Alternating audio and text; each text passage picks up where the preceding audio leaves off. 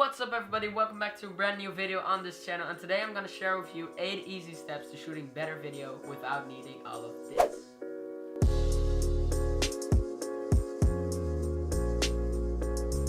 Okay, so tip number 1 is composition. What composition basically is rule of thirds, headspace, and look space? I don't know the English term. Okay, so let's begin with rule of thirds. So rule of thirds is when filming your subject or your character, put them in 1/3 of the screen. So you can either do this on the left or on the right, and this will create more natural looking footage. We also have headspace and look room. Headspace is the space between the top of your head and the edge of the frame, and look room is when your talent is looking to the left or to the right and giving them space to look that way. Here's the correct way, and here's the incorrect way. So tip number 2 is stop using automatic mode. When I first got this camera, I just shot automatic mode. Then it's just a waste of money. You have a nice lens, you have a nice camera, and then you shoot automatic mode? What? So start using ISO, shutter speed, and aperture. So speaking of ISO, shutter speed, and aperture, this is how you use them. Let's start with shutter speed. So when filming, keep your shutter speed at double your frame rate. So I usually film at 24 frames per second, so my shutter speed is 1/48. But my camera can't do that, so I round it off at 50. Okay, so aperture. When filming with a DSLR, you can change the aperture of your lens. A smaller aperture lets in more light, and a higher aperture lets in less light. Also, a smaller aperture brings in more depth of field.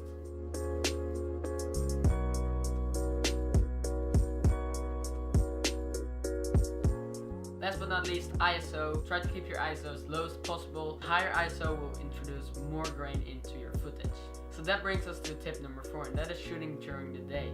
So a big advantage of shooting during the day is that you have available sunlight. So that means you can keep your ISO low and that you don't have to worry about grainy footage.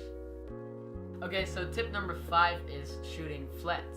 So shooting flat means that you lower the contrast and the saturation and the sharpening in your camera. You may first think this looks ugly, but once you bring it in your editing software, you have a lot more room to color correct and color grade your footage. So tip number 6 is choosing your lenses. Not every lens is suitable for every situation. For instance, a wider lens doesn't most of the time look good on portraits, but a 50mm or a 35mm does look good. But for instance, when shooting mountains or a big landscape, a wider lens does look better than a 50mm. But these are not rules, so don't think you can't use a wide lens for portraits or something like that. Just experiment with it and see what looks best for you. So tip number 7 is shooting slow motion. I used it a lot in the B-roll of my recent videos, but not every camera can shoot slow motion. My camera can go up to 60 frames per second. Keep in mind when filming 60 frames per second because you still need to adjust your shutter speed to double your frame rate. And tip number 8 is camera movement.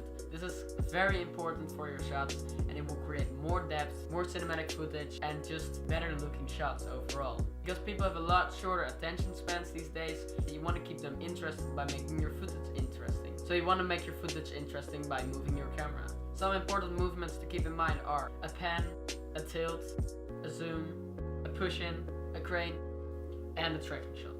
So these were 8 steps for shooting better video. Hope you learned something from this video. Keep in mind that these tips apply for almost every camera. So that means you don't need a big expensive camera to shoot nice footage. So thanks a lot for watching, and till next video.